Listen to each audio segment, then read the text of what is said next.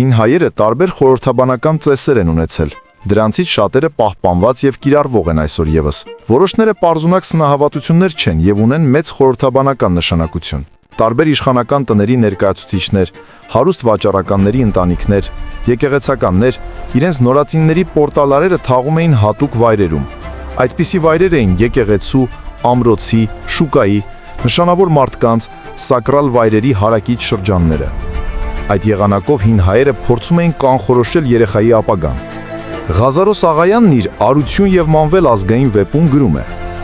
«Արությունի մայրը Հռիփսիմեն, որի տոհմում ժառանգական կերպով շարունակվում էր քահանայությունը, ցանկանում էր, որ ինքն էլ քահանավորթի ունենա։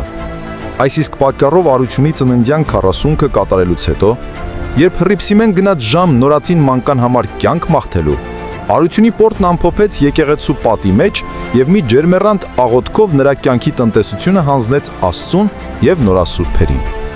Պորտալարը հնուց ի վեր ընկալվել է որպես սնուցող կամուրջ, կապ էներգետիկ կենտրոնի հետ։ Պատահական չէ, որ այսօր արդեն գիտությունը հաստատել է երեխայի պորտալարի կարևորությունը ընտանիքի բոլոր անդամների համար։ Դրա ցողունային բջիջների միջոցով բազմաթիվ հիվանդություններ են բուժում։ Հոլովակը պատրաստվել է Էլմիրա Չոբանյանի բարերարությամբ։ Այք հայագիտական, թաքնագիտական դպրոց։